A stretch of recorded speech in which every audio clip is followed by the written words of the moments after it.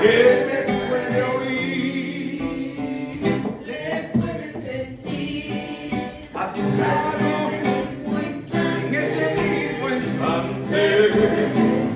También dentro de tu corazón. dentro de tu corazón, Jesús está aquí. Él está en ese problema. No importa cuán grande, Él es mayor. Si tú quieres, tú también le puedes sentir.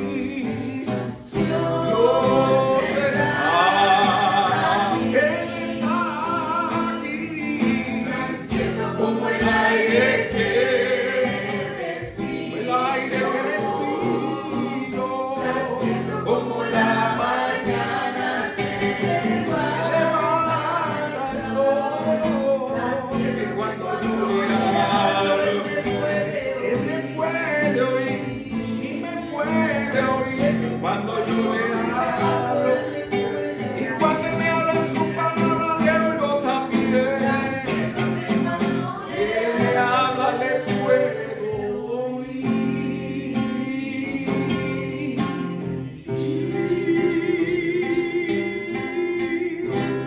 Y a su nombre, Gloria. y a su pueblo. Hay victoria en Jesús. Amén.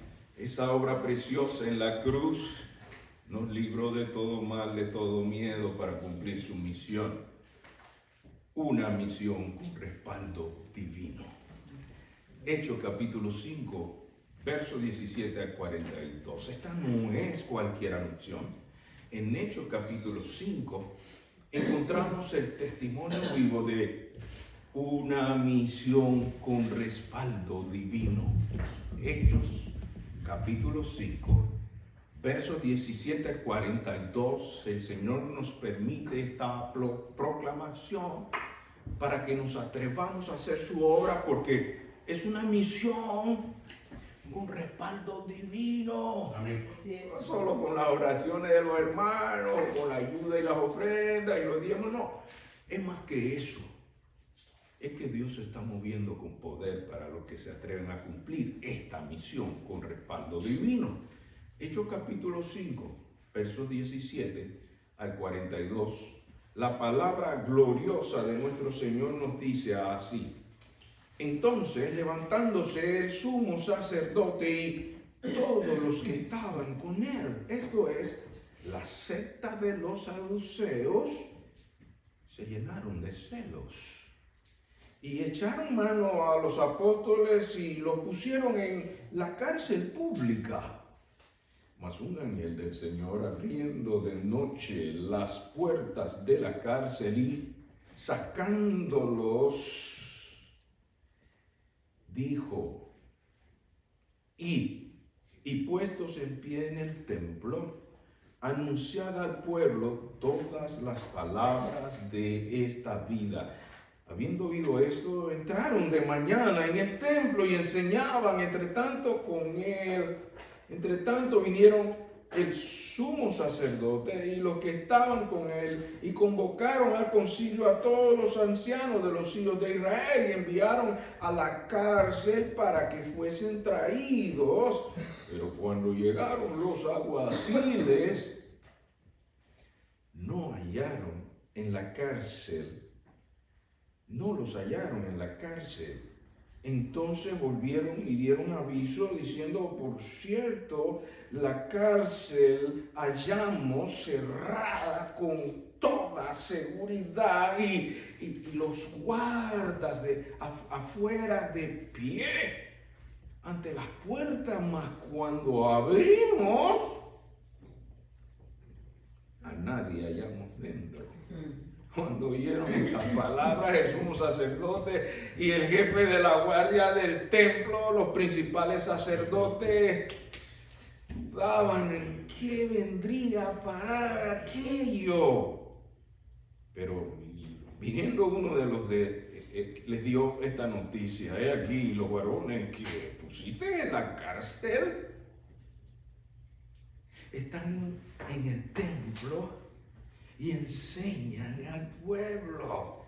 Entonces fue el jefe de la guardia con los alguaciles y los trajo, pero sin violencia, porque tenían temían ser apedreados por el pueblo.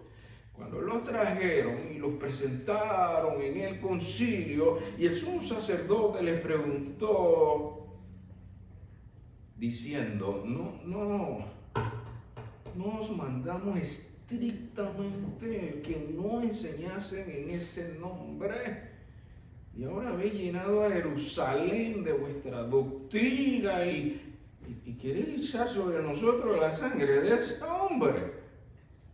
Respondiendo Pedro y los apóstoles dijeron, es necesario obedecer a Dios antes que a los hombres.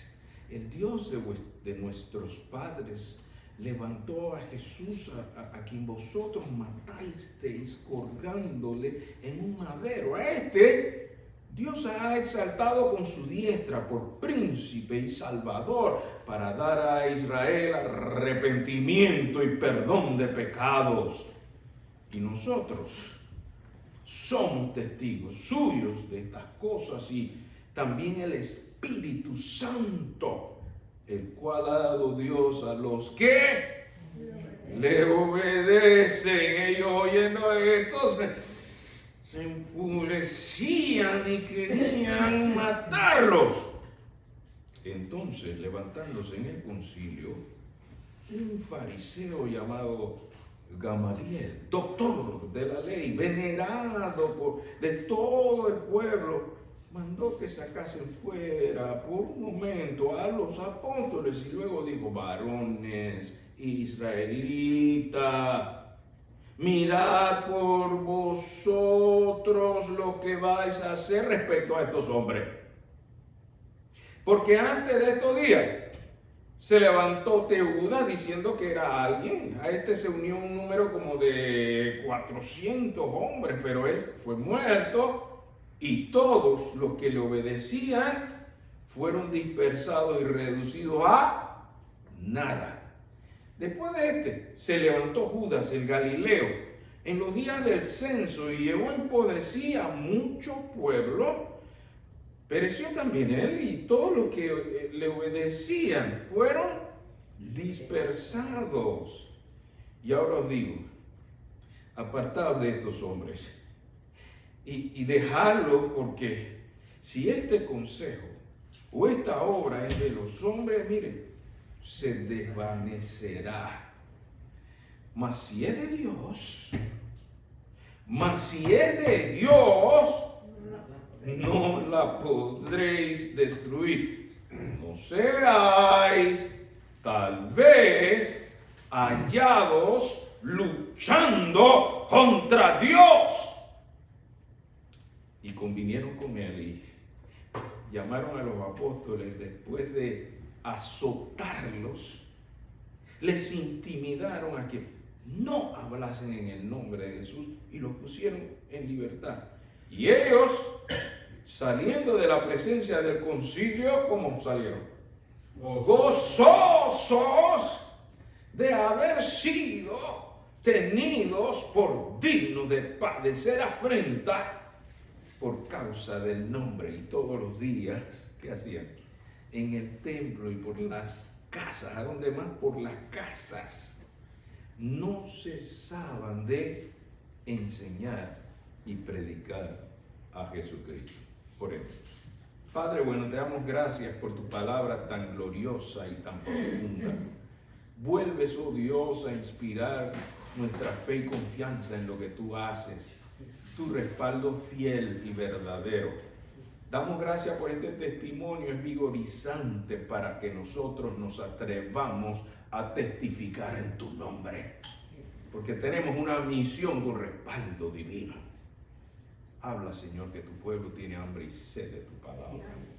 Que tu Espíritu Santo nos guíe a toda verdad, no solamente al oír, sino al obedecer. Señor, queremos el querer y el hacer tu voluntad con tu palabra. Inspíranos, Señor, en el nombre del Padre, del Hijo y del Espíritu Santo. Amén.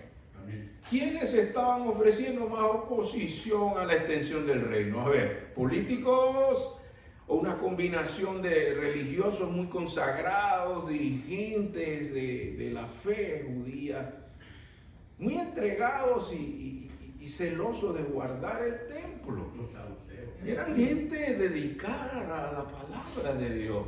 Es increíble que uno pueda pensar que lo que más se pueden llegar a oponer a la extensión del reino sean los religiosos. Los políticos ya lo veían como, bueno, allá ellos si quieren adorar a su Dios.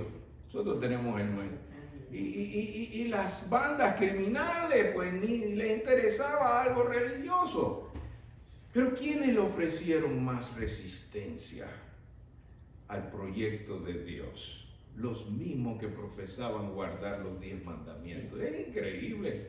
Y miren que este pueblo religioso puede crear mucha más oposición que la gente que no se declara como gente que pueda confiar en Dios. Y la razón puede estar encerrada, como ven en el verso 17, hermano, una razón que apunta más a la vanidad que a algo que tenga realmente un testimonio como que vale la pena sacrificarse por eso. Más bien, era una expresión de sus sentimientos, de su celo, dice la palabra del Señor, en Hechos capítulo 5, versículo 17, que el motivo en el fondo de esta oposición a la predicación que traían Pedro y Juan, dice, entonces levantándose no solamente cualquier sacerdote, pero el sumo sacerdote, el líder de la fe que tenía influencias políticas. Y ahora vamos a ver esto. Todos los que estaban con él, el sumo sacerdote, la secta de los saduceos, se llenaron de celos, reacción de vanidad. Esa era la motivación de estar en contra de los siervos de Dios. ¿Y qué hicieron? En el verso 18, para que ustedes vean la influencia política que tenían, porque el imperio romano era el que controlaba las cárceles y los soldados que guardaban las instituciones establecidas en el reino del imperio romano. Así que para poder poner a alguien en la cárcel, tú tenías que tener la anuencia del poder político. Así que esta no era la primera vez que habían puesto en la cárcel a los siervos de Dios. Esta fue la segunda vez. Si vemos Hechos capítulo 4, versículos 1 al 3, fue la primera vez que los metieron en la cárcel. Hechos 4, 1 al 3, que vimos el domingo pasado, hablando de ellos al pueblo, vinieron sobre ellos, ¿quiénes? Los sacerdotes, ¿con quién más? Con el guardia del templo, ¿y quién más? Y los saduceos, todo el gobierno religioso. Se pusieron de acuerdo, versículo 2, ¿cómo estaban? ¿Cómo estaban sus emociones? La motivación que tenían, ¿estaban qué? No se sentían muy bien, porque vinieron con este poderoso milagro de sanar al cojo en la puerta del templo que ellos gobernaban. Así que, ¿cómo así? Ellos vienen a nuestro templo y hacen milagros. Y le cuestionaron, ¿en el nombre de quién ustedes hacen? Y ellos le contestan, en el nombre de ese Cristo que ustedes crucificaron.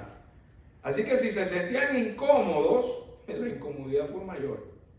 Y el verso 3, después de que leen el 2, dice, resentido de que enseñasen al pueblo y anunciaron a Jesús la resurrección de entre los muertos. En el verso 3 dice, y le echaron mano y los pusieron en la cárcel hasta el día siguiente, porque ya era tarde. Y ahí continúa el concilio al día siguiente, los amenazan y le dicen, váyanse. No se atrevían a hacerle nada en ese momento, porque acababan de ver al cojo parado ahí frente a ellos. No podemos discutir contra los hechos. Así que si lo golpeamos por haber sanado al cojo, el pueblo es capaz de que nos apedree. Vamos a dejar eso ahí y váyanse y no vuelvan a decir más nada. Y ellos, en vez de irse a esconder, se fueron a la congregación y le dijeron, miren, nos están amenazando, ¿qué hacemos? Vamos a orar. Oran, se llenan del Espíritu Santo, el lugar tiembla y ellos con toda la unción de Dios siguen predicando. En el verso 31 dice, cuando hubieron orado el lugar en que estaban congregados, de Hechos 4, 31, tembló y todos ellos fueron llenos del Espíritu Santo. ¿Y qué hacían cuando estaban llenos del Espíritu Santo? seguían hablando con denuedo. Y luego sigue el testimonio de las cosas en común, Ananías y Zafira, que piensan jugar vivo o hacer de sus habilidades para no dar lo que habían acordado que iban a dar. Era voluntario, pero al tratar de decir, yo no voy a dar todo lo que yo vendo, pero yo voy a guardarme algo sin decir nada, fueron consecuentes hasta la muerte por tratar de engañar al pueblo de Dios. Eso no es aceptable delante de Dios. Si usted propone en su corazón con alegría, Dios lo bendice. Y ese era el testimonio que estaba allí. Y luego ellos siguieron sanando, muchas señales, hasta traían a los enfermos para ver si la sombra de Pedro los sanaba. Todo esto estaba ocurriendo porque estaban llenos del Espíritu Santo predicando y enseñando. ¿Y qué hicieron? Volvieron al templo donde los poderosos religiosos con influencia política los encuentran, pero si los acabamos de amenazar y vienen aquí y van a seguir, verso 1 del capítulo, verso 17, perdón, del capítulo 5, ellos como que insisten. Entonces levantándose el sumo sacerdote y todos los que estaban con él, en Hechos 5, 17, esto es, la secta de los saduceos se llenaron de celo y echaron mano de los apóstoles y los pusieron, otra vez en la cárcel pública, para que ustedes sepan que sí tenían influencia de gobierno para hacer lo que estaban haciendo. Lo metieron preso la vez pasada, lo sueltan y vuelven y predican en el templo. Ahora agarran y lo meten de nuevo. Vamos a ver qué van a hacer ahora. Y no solo lo metieron en la cárcel, le metieron soldados con más refuerzo y llaves de seguridad. Se estaba bien cerrada la puerta. Todo esto es para que tengamos claro que la misión de Dios tiene respaldo divino. En esta ocasión, Dios envía en el verso 19, ¿a quién? Recuerdan que estamos estudiando eso. A veces Dios hace estas misiones así. Y manda el ángel. ¿Qué hace el ángel? No usó llave. El ángel abriendo de noche las puertas de la cárcel y sacándolos, dijo, ¿y hacer qué? Verso 20, ¿cuál era la instrucción de esta gran misión? Siempre tiene contenido de Dios, dice, y puesto de pie, y mira donde los manos, lo acaban de echar ahí, de ahí por segunda vez. Y vuelve el ángel y le dice, vayan al templo y puestos en pie en el templo, anunciar al pueblo las maravillas de estas palabras. ¿Qué palabras, hermano? ¿De qué palabras están hablando aquí? Juan 6, 66 al 68. Recuérdense que aquí está Pedro y Juan, y el ángel está diciendo lo que ellos ya saben que tienen que hacer y el contenido de lo que tienen que decir. Juan capítulo 6, versículos 66 al 68. ¿Qué palabras de vida era el mensaje que tenían que dar? Lo que ellos aprendieron en Juan capítulo 6, versículos 66 a 68. Precisamente Pedro, él sabe de qué palabra le estaba el ángel diciendo que tenía que hablar. Juan capítulo 6, versículos 66 al 68. He aquí, y dijo, desde entonces muchos discípulos. ¿Qué pasó aquí, hermano? Volvieron atrás. O sea que no todos los que empezaron el discipulado de Jesucristo se quedaron con Jesucristo. No. Encontraron que su palabra era muy exigente. Este pastor es muy exigente. Jesucristo no era de mangos bajitos. Galileo no era, Gamaliel no era de mangos bajitos. Era gente que lo enseñaba ¿con qué? Alta enseñanza superior. Y muchos dijeron, esto es muy fuerte para nosotros. Y él estaba hablando de su resurrección, de su cuerpo, que tenían que comer la representación de la Santa Cena. Y para muchos esto era controversial. Entonces, ¿qué hicieron? Decidieron ya no seguir a Jesús y se volvieron atrás. Juan capítulo 6, verso 66. Desde entonces muchos de sus discípulos se volvieron atrás y ya no andaban con él. Digo entonces Jesús a los 12, los que quedaron, hello, ¿queréis acaso iros también vosotros, viendo que algunos discípulos se estaban yendo, en ese mismo momento de la salidera, Jesús mira a los otros discípulos y dice, ¿y ustedes qué? ¿Y ustedes 12 qué? ¿También se quieren ir? ¿Queréis acaso ir vosotros también? ¿Ah? ¿Ve que esas palabras están en rojo? ¿Quién está hablando allí? Jesús. Y Jesús le está así cuestionando. Miren, se fue un montón. No es el montón, es la calidad de los que siguen a Jesús.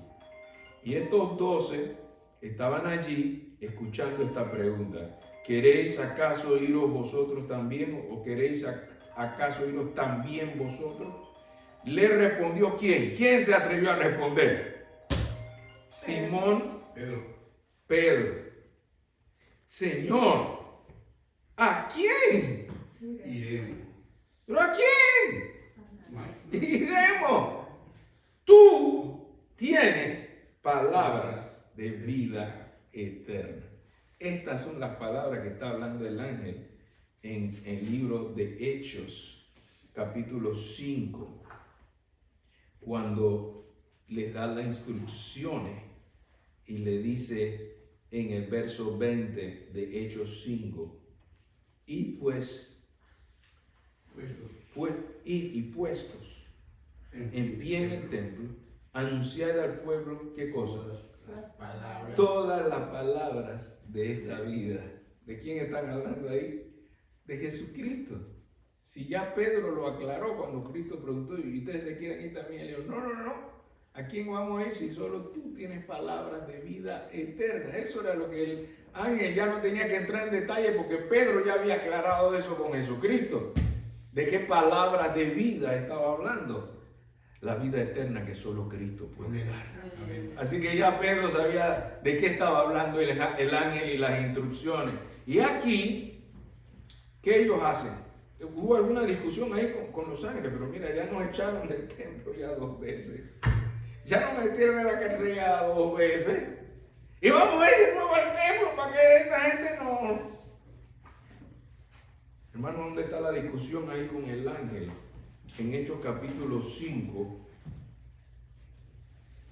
versículo 21. ¿Vieron alguna discusión ahí, hermano? En Hechos capítulo 5, ¿hubo ahí algún altercado con el ángel? No es que ya nos echaron, nos amenazaron, vamos de nuevo al templo. Hermano, si a usted le parece difícil venir al templo, imagínense a estos siervos de Dios que ya habían sido amenazados y puestos en la cárcel 2 veces. Y todavía estaban dispuestos a ir de nuevo al templo a enseñar la gloriosa palabra de vida eterna de Cristo Jesús. Con todo y casa. Con todo y amenaza. Entonces imagínense, nosotros nos cuesta levantarnos de la cama, y nos cuesta si está lloviendo, venir al templo. Y claro que tenemos amenaza, el enemigo sigue amenazando. Pero cuando miramos al Cristo de la gloria que tiene todo poder, Rey soberano, si Él es digno de nuestro esfuerzo o no, hermanos. Nos levantamos y vamos al santuario, vamos a ir a aprender de Dios, vamos a ir a ser fortalecidos en nuestra fe para cumplir con esta misión con respaldo divino. Y aquí está el respaldo divino cuando el ángel llega y los saca de la cárcel. Y ellos, 21 de Hechos capítulo 5, habiendo oído esto, entraron de mañana en el templo. ¿Y qué hacían? Y enseñaban. Entre tanto vinieron el sumo sacerdote, volvieron a reunirse el sumo sacerdote y los que estaban con él y convocaron al concilio y todos los ancianos de los hijos de Israel. Oiga esto, ya no solamente era el sumo sacerdote y todos los saduceos, pero todos los que tenían liderazgo eran los llamados ancianos de los hijos de Israel. Y enviaron a la cárcel para que fuesen traídos. Ellos estaban en su magna reunión, donde se reunía el concilio, no era en el templo, era en una sala donde se reunían a ventilar los asuntos de administración que tenía que ver con las enseñanzas del pacto que tenían y enseñanzas de Moisés. Llaman al concilio, vuelven y se reúnen con todos los ancianos y dicen, ya vamos a llamar a esta gente de nuevo, vamos a mandar a buscarlos allá a la cárcel, ¿sí? Por eso narramos todos los hechos. El doctor Lucas, él era médico, era un gentil, no judío, hecho judío después. Pero este doctor tiene esa cualidad que él pone muchos detalles, por eso ustedes ven que el pasaje tiene tantos versículos, pero era para que pudieran entender todo lo que estaba pasando. Esto se reúne en el concilio, dice la escritura en Hechos 5, y cuando en el verso 22 llegan los alguaciles, ¿qué pasó? ¿Qué encontraron en la cárcel? No los hallaron en la cárcel, entonces se volvieron y dieron aviso diciendo, por cierto, la cárcel hemos hallado. ¿Cómo estaba la cárcel? Dicen los que fueron a buscarlo. Cerrado con todo eso. Estaba todo machín candado, decimos nosotros, era como que súper cerrado eso. ¿Y qué pasó ahí? Cerrada, y no solamente estaba bien cerrada, pero también había unos guardias que estaban afuera, están en serios problemas. Un guardia no podía permitir que nadie se escapara porque su vida contaba por eso. Así que era una cosa muy seria. Mas cuando abrimos, a nadie hallamos dentro, verso 24, ahí donde se sentía el ambiente pesado, de preocupación, dice, cuando oyeron estas palabras, el sumo sacerdote y el jefe de la guardia del templo y los principales sacerdotes dudaban en qué vendría a parar aquello. Hermanos, los soldados romanos eran los mejores preparados de la época del Imperio Romano. Nadie le ganaba a un soldado tan fácilmente en una batalla. Eran súper preparados. Así que ellos, al sentir que esta gente que había sido encarcelada se salieron teniendo no solamente toda la seguridad de la cárcel, pero también a los soldados, a los guardias ahí, ellos estaban pensando, esta gente es cosa seria. Estamos en serios problemas, porque si ellos pueden evadir la cárcel y pueden evadir a estos guardias, esto nos parece que es un movimiento muy complejo. Ellos estaban ahí llenos de preocupación, y ahora, ¿en qué va a parar todo esto? Llegan otros a dar el aviso y le dicen, verso 25, pero viniendo uno les dio esta noticia, aquí los varones que pusiste en la cárcel, ¿saben dónde están? Pero, ¿saben qué?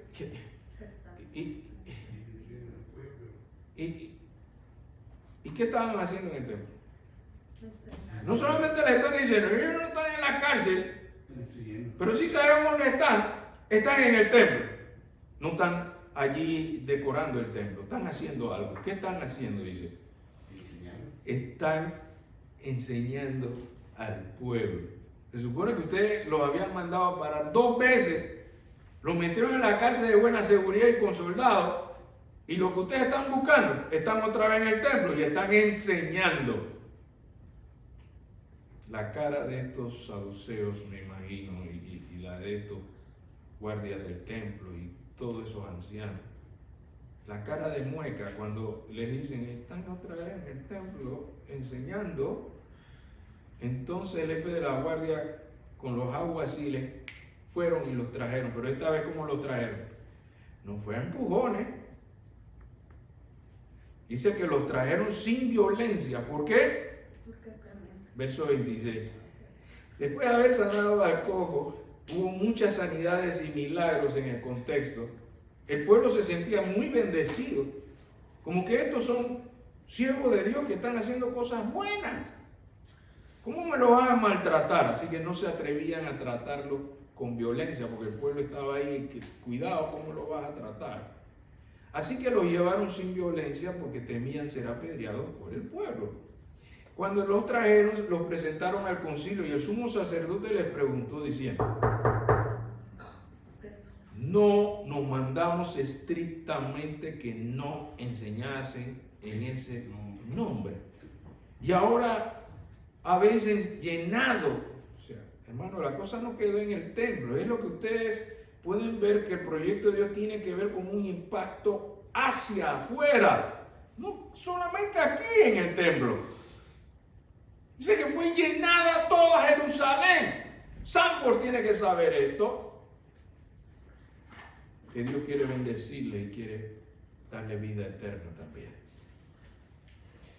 Este era el reclamo de los sacerdotes. Ustedes ahora habéis llenado a Jerusalén de vuestra doctrina, que quiere decir enseñanza, y queréis echar sobre nosotros la sangre de este hombre. Y Pedro, ¿se acuerdan la vez anterior? Pedro le dijo, juzguen ustedes si debemos obedecer a Dios antes que a ustedes. Ahora, en el verso 29, Pedro, bien inspirado en el Espíritu Santo, ¿qué les dice ahora? Respondiendo Pedro y los apóstoles dijeron, es necesario obedecer a Dios antes que a los hombres. En la vez anterior le digo, juzguen ustedes. Le estoy dando la oportunidad de que ustedes hagan la evaluación. Si debemos obedecer a Dios o a ustedes. Y los metieron en la cárcel de todo momento. Vuelve y le preguntan. Y esta vez le dice, ya tenemos la conclusión. Cuando le dijimos la vez pasada, juzguen ustedes a quién debemos seguir, si a obedecer, si a Dios o a ustedes. Y ustedes nos meten en la cárcel. Ahora les vamos a decir la conclusión que tenemos. ¿Sabe cuál es la conclusión? Verso 29. Respondiendo Pedro y los apóstoles dijeron, es necesario obedecer ¿a quién? ¿A los sacerdotes? ¿A los sumos sacerdotes? No. A Dios antes que a los hombres. Y esto vuelve y los confronta diciéndole, el Dios de nuestros padres, para que ellos no se olviden que estamos adorando al mismo Dios que ustedes proclaman con los 10 mandamientos. Ese Dios de nuestro Padre fue el que levantó a Jesús, a quien vosotros matasteis colgándole en un madero. Hermano, eso es como ácido, algo hiriente, algo irritante para los que estaban escuchando. Ustedes, vosotros es lo que significa, matasteis. Lo está señalando de un crimen a los que están allí parados. Esto es serio. Vosotros matasteis colgándole en un madero. A este Dios ha exaltado en su diestra por príncipe y salvador para dar a Israel el arrepentimiento y perdón de pecados. Y nosotros, verso 32, ¿qué hacemos? Y nosotros somos testigos suyos de estas cosas y también ¿quién? Recuerden que ellos están testificando la obra de la promesa.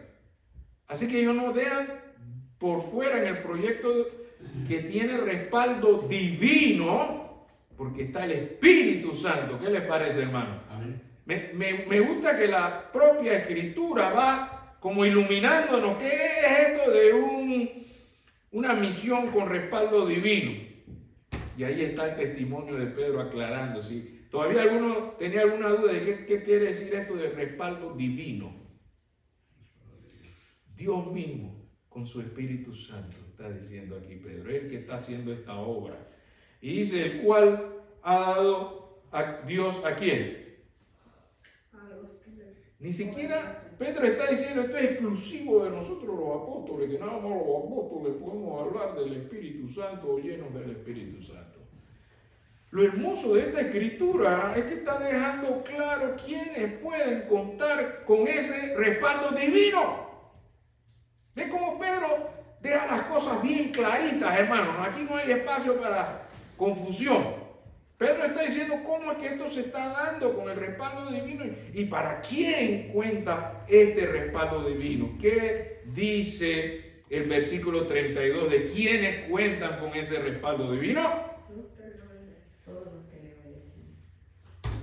Amados, así como Pedro recibió la instrucción y volvió a ir al templo con toda la incomodidad de las amenazas, el Señor te está diciendo, si hay alguna limitación en tu vida, si hay algún temor, si hay algún miedo, si hay alguna amenaza, Dios está contigo. Él cumple su promesa para aquel que ha creído y está dispuesto a obedecer. Va a contar con el respaldo divino. ¿Cuánto dan gracias a Dios por esto? Amén. Solo tenemos que obedecerle. Tan sencillo como ese. Yo quisiera ver cosas grandiosas y maravillosas de parte de Dios. Obedece su palabra. Y el Señor te va a usar con su poder. ¿Cuánto creen que Dios puede hacer esto? Amén. Y aquí Pedro lo estaba declarando con toda confianza a todos los que le obedecen. Ellos, oyendo esto, verso 33, con sus tradiciones, con sus ajustes a la ley, con instrucciones de hombres. Tenían al pueblo cargado con esto. Y Jesucristo llegó para decirle, yo vengo a cumplir lo que ustedes enseñan. Y llegan los apóstoles, llegan los siervos de Dios y le dicen, mire, esto es así, lo que obedecen. Entonces ellos, verso 33, oyendo estos, ¿qué hicieron? Vencieron. Ya la violencia estaba pasando. Usted sabe que una violencia puede ir de un maltrato, una grosería, palabras duras, empujones, golpes, pero ya llegar hasta querer matarlos. Esa es la violencia extrema. Quiere decir que el enojo, la ira, la rabia que ellos tenían creció tanto que ya querían hacer ¿qué cosa? Verso 33. Querían matarlos. Y eso parece que se notaba, no era solo que estaba aquí en la mente. Parece que su actitud era evidente. Por eso, cuando ellos muestran esa actitud de rabia, de ganas de matar, verso 34, ¿qué ocurre? Se levanta entre ellos uno que tenía el respeto, el reconocimiento y toda la apreciación del pueblo. O sea que no solamente tenía respeto entre los que estaban allí, tenía respeto y admiración de todo el pueblo por su sabiduría, por su conocimiento, por su manejo de las enseñanzas de la palabra de Dios. Él se levanta en el concilio y pide la palabra, y pide por orden. El doctor de la ley, venerado de todo el pueblo, mandó que sacasen fuera por un momento a los apóstoles. Ese era un procedimiento para hablar en privado con los que tenían que tomar una decisión. Así que sacan a los apóstoles y él empieza a hacer este razonamiento. Por eso es importante saber que la palabra de Dios no solo es decirla, pero hay que llevarlo al nivel de que la gente pueda razonar. ¿Cómo él hace el razonamiento con ellos? Les cita varios ejemplos. Observen, él les dice, miren, y luego digo, varones israelitas, mirad, pongan atención, eso es lo que significa mirar, pongan cuidado en esto. Si es que alguno estaba distraído, él le dice, mirad,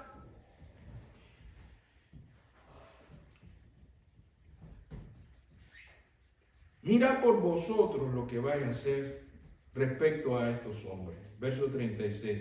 Porque antes de estos días se levantó Teudas diciendo que era alguien. A este se unió ¿cuánta gente? Un número de 400 hombres. Y cuando dicen 400 hombres hay una familia detrás de eso.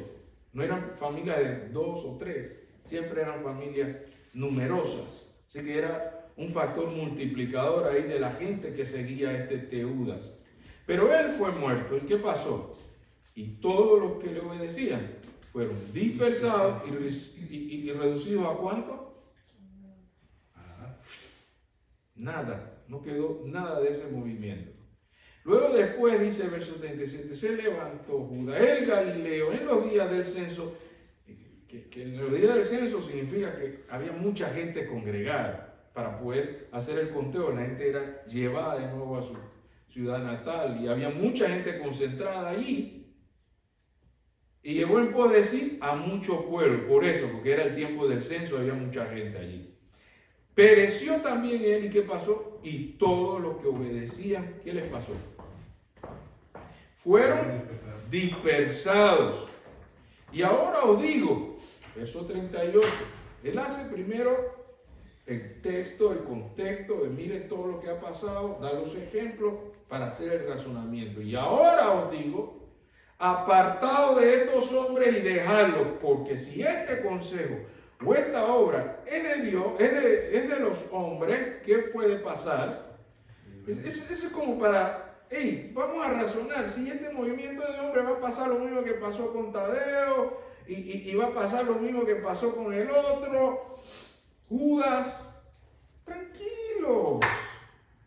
Eso era para que ellos razonaran y bajaran ese nivel de tensión que habían de querer matarlos. ¿Para qué matarlos? Igual, si esto es de los hombres, ¿qué va a pasar? Eso se va a desvanecer, así que tengan cuidado, pongan cuidado en esto. Ese era el razonamiento que quería Gamaliel. Sabio. En vez de ponerse a contradecir y discutir, yo mira, les doy estos dos ejemplos y les digo, mire, si esto es así como lo otro, esto se va a desvanecer, tranquilícense. Así que con esa sabiduría, el verso 38 les dice, ahora os digo, apartado de estos hombres y dejadlo, porque si este consejo, esta obra de los hombres se desvanecerá. Verso 39, ahora viene el contraste. Si no hacen esto, que es una opción para que esto muera igual que cualquier otro movimiento, en el 39 ahora viene un contraste. Si no hacen esto así, vean en el verso 39 el lío en que se van a meter. Verso 39 le dice, mas si es de Dios, no la podéis destruir. ¿Cuántos creen que si esta obra de Maús es de Dios, el Señor le da respaldo divino? Así es. Amén. Esto no es obra de hombre, hermano. No es cuestión de que 2 o 3 decidieron, no. Dios movió los corazones de esos hermanos y esa hermana para invocar al Señor. Y el Señor va a hacer su parte. ¿Estamos claros, hermano? Amén. Amén. Es lo que está pasando aquí. El Señor le está diciendo a través de Gamaliel, tengan cuidado porque si esto no es de Dios, no va para ningún lado. Pero si esto es de Dios, ni las puertas del Hades podrá contra esto. ¿Ven lo importante de este pasaje, hermanos? Que el Señor nos está hablando. Porque si es de Dios, Él confronta ahora a sus colegas. Él es fariseo de fariseos. Por eso Pablo se llamaba fariseo de fariseos, porque él estudió con Gamaliel. Así que él está diciendo, pongan cuidado en esto, ustedes deben de saber que si esto es de Dios, no la podéis destruir. Y no solamente eso, ahí viene el lío ahora. Primero, no la pueden destruir. Y segundo, verso 39. Esta es la parte más importante que él les señala que tengan cuidado. No seáis. Mire cómo él apela al razonamiento, hermano. Es para que ustedes lo analicen. Así como Pedro le dijo, juzgad vosotros si debemos obedecerlo a ustedes o a Dios. Así mismo Gamaliel, con la sabiduría de Dios, le dice, analicen, razonen. No seáis, él no lo está diciendo como, yo te estoy diciendo que tú te vas a buscar un lío con Dios. No, él está diciendo, no seáis tal vez hallados luchando Contra Dios mismo. qué cosa más seria, pero se los plantea como una opción de razonar, que es la forma en la que nosotros tenemos que testificar de Cristo. Nosotros no somos dueños de la verdad, Jesucristo es la verdad. Así es. Nosotros tenemos que presentar a Cristo. Usted decide si lo acepta o lo rechaza. A mí no me está rechazando. Tenga cuidado cuando usted testifica de no tomarlo a título personal. Ay, me rechazaron. Yo quería hablarle de Cristo y me dijeron, no quiero saber nada de eso. Está bien, esa es su decisión, yo se la respeto. Razones que puede ser que usted está despreciando un regalo de Dios grandioso y maravilloso. Es su decisión. ¿Se da cuenta cómo Gamaliel razona con ellos y dice, hey, no sea que ustedes terminen luchando? No contra mí, la discusión no es contra mí, la discusión no es contra estos señores, estos hombres que ustedes están amenazando. Ustedes puede que se estén buscando una batalla contra Dios. Mire qué tamaño se lo puso, como que me están entendiendo, lo están tomando como la opción que ustedes tienen. Dejen a estos hombres tranquilos porque puede que esto no va para ningún lado. Y por otro lado, si ustedes insisten, pueden terminar peleando contra Dios. Hermano, esa es la manera en que nosotros debemos manejar nuestro testimonio con la gente. Debemos presentar al Cristo vivo. Debemos presentar las obras maravillosas de Dios, de lo que Él ha hecho, está haciendo en mi vida y puede hacer en la tuya. Tú decides, la decisión es tuya. ¿Quieres hacer la voluntad de Dios o quieres ir contra Dios y su ira? Es tu decisión. Así se lo planteó Gamaliel, así tan sencillo, porque así es que hay que presentar el Evangelio, sin complicaciones, hermano, de una forma sencilla. Y termina entonces el pasaje, verso 40, y convinieron con él. ¿Qué significa que convinieron con él? Con Gamaliel. Se pusieron de acuerdo con Gamaliel y dicen, mira, ¿sabes qué? Eso tiene sentido, Gamaliel, mira. Eso se pusieron de acuerdo con Gamaliel y aceptaron el planteamiento, el replanteamiento de lo que estaba ocurriendo, el reenfoque que le dio Gamaliel. Y dijeron, bueno, ok. Y se pusieron de acuerdo con él, bueno, está bien, no vamos a buscar un lío con Dios, mira. Y llamando a los apóstoles, ¿qué hicieron cuando llamaron a los apóstoles? Pero que esta rabia hay que quitársela de una manera, hermano. Acuérdense que estaban súper enojados al grado de que lo querían matar, ¿correcto? Pero como ellos tenían tanta autoridad y poder, ellos podían decir, bueno, por lo menos permítenos desahogarnos, darle una buena palera, aquí vamos a darle duro.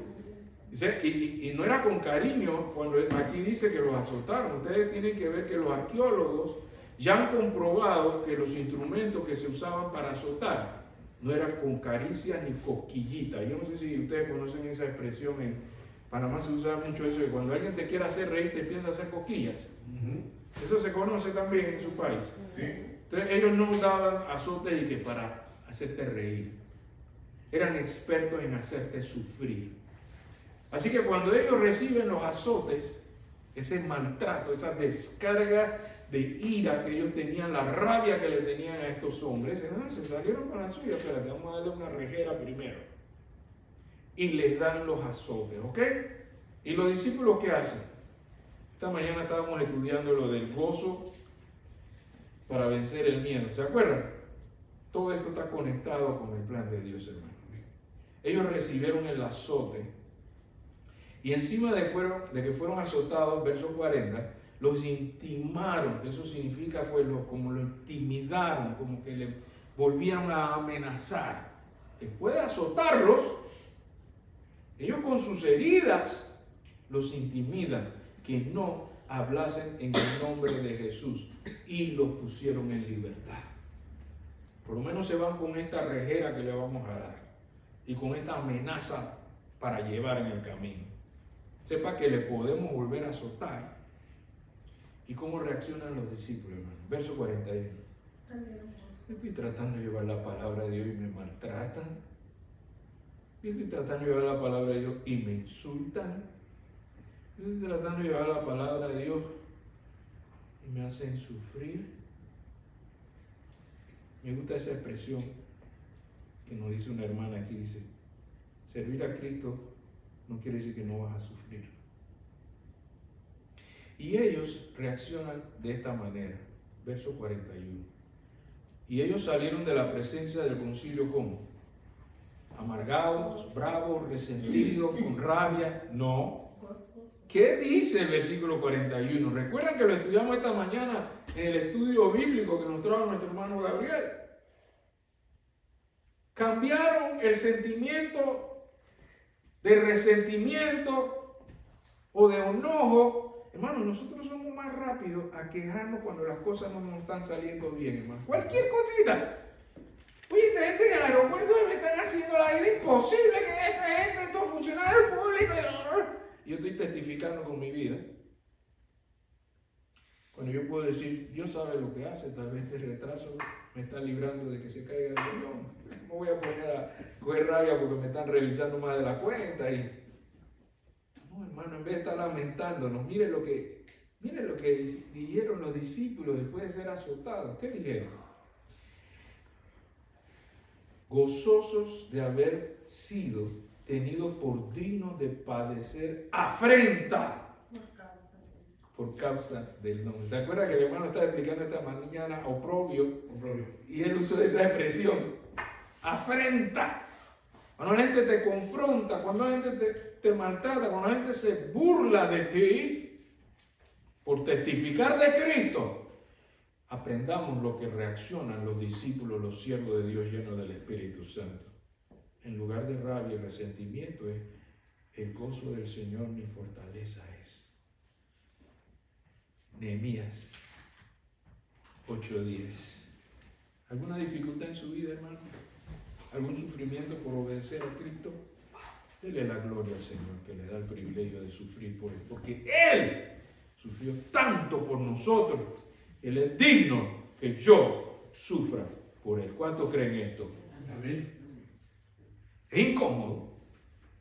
Puede ser difícil. Pastor, pero eso no es fácil. No estamos hablando de cosas fáciles.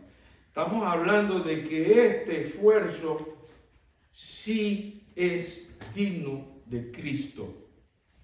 Él sí se merece que yo sufra por Él. Toda pena, toda vergüenza, todo rechazo, todo insulto, toda amenaza que el enemigo o a la gente que el enemigo usa, sepa que habrá un gozo de parte de Dios que será mi fortaleza. ¿Cuántos creen en esto? Así es. Cuando usted lee Nehemías 8:10, usted se da cuenta que eso es garantía de Dios. Que con ese gozo usted puede vencer la tribulación.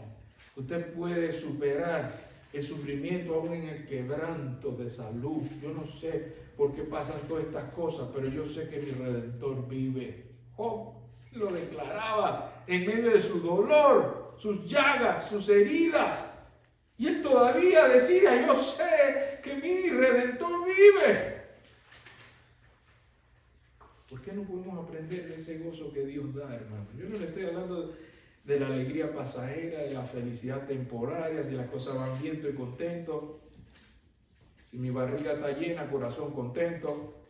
Eso es pasajero. Pero el gozo del Señor, hermanos, puede estar ahí aunque las cosas no sean como a mí me gustan. Y eso me da fuerza. ¿Cuánto le da fuerza saber que el gozo del Señor da fuerza? Hay alguien aquí que puede decir, yo sé de qué está hablando, pastor. Nehemías 8:10, ese versículo, yo me lo aprendo por si acaso mis fuerzas me faltan. Si mi gozo se desgasta, aleluya, ese gozo que yo tengo, el mundo no lo pudo dar. Ese gozo que yo tengo, el mundo no lo pudo dar. Ese gozo que yo tengo, el mundo no lo pudo dar. El mundo no lo pudo, el mundo no lo puede quitar. Hagan lo que hagan en mi contra. Ese es el gozo del Señor que mi fuerza es. ¿Cuántos tienen ese gozo en este lugar? ¿Cuántos cuentan con ese gozo que solo Dios da? ¿Cuántos se pueden gozar en el Señor en medio de la debilidad, las limitaciones y las dificultades y todavía declarar? Ese gozo fue con el que salieron a padecer como dignos. Es un privilegio sufrir por Cristo. Miren qué diferencia la actitud de estos discípulos en el verso 41. ¿Y qué hicieron después de eso, hermano, de pasar esa experiencia tan difícil? Verso 42. Que se quedaron ahí lamentándose. Se quedaron ahí quejándose. Se quedaron diciendo, es difícil servir al Señor. ¿Qué hicieron? Después de ir 2 veces al lugar donde lo arrestaron y lo metieron en la cárcel, ¿para dónde fueron? Después de ser azotados en el verso 42. Y todos los días, y no solamente al templo, ¡aleluya! Este es el mensaje con que concluimos el mes de las misiones. Hermanos, estamos en una de las misiones más importantes de nuestra vida. Es la misión que Dios respalda. Es la misión con respaldo divino. Y debemos enseñar no solamente en el templo, sino así como lo hicieron los discípulos en el versículo 42. Enseñaban en el templo y por las casas y no cesaban de enseñar y predicar ¿a quién? Este es el mensaje de parte de Dios para nosotros. ¿Cuántos se van a unir hoy con el pastor y a decirle al Señor, Señor, sabemos que contamos con tu respaldo? Amén. Y sabemos que pueden venir tiempos difíciles, pero sabemos que tú nunca fallas, Señor. ¿Cuántos quieren unirse con su pastor y decirle, Señor, yo sé que hay garantía de victoria segura y esta obra no será destruida porque es tu obra? ¿Cuántos quieren levantarse en este momento y orar con su pastor y decirle: yo también quiero que ese gozo me dé fuerza para testificar, aunque se burlen de mí y me rechacen? Yo quiero ese gozo que complete mi copa, sea una copa rebosante de su gozo. ¿Cuántos quieren unirse a su pastor en esta oración y decirle: Señor, no solamente queremos ser oidores, queremos obedecer, porque tú nos puedes guiar con tu Espíritu Santo? Oremos. Padre, te damos gracias por tu palabra, porque es vigorosa, es viva. Oh Santo Dios, esta palabra es profunda y puede llegar a lo más íntimo de nuestros corazones, cortar toda atadura, toda coyuntura. Tu palabra tiene poder, Señor. Ha llegado a nuestros corazones y te creemos, Señor. Queremos no solamente oírla, no solo queremos reflexionar en ella, Señor, queremos hacer tu santa voluntad, Señor. Queremos que tu nombre sea glorificado, que tu pueblo sea edificado y que la comunidad sea impactada con el poder de tu amor. Señor, llévanos a ser testigos fieles de la obra maravillosa que tú haces, Señor. En nuestra fuerza no es posible, con nuestro gozo no es posible, pero tu gozo, Señor, es nuestra fuerza. Danos de esa fuerza, Señor. Llénanos a plenitud, vida abundante y con propósito. En el nombre del Padre, del Hijo y del Espíritu Santo. Amén. Amén.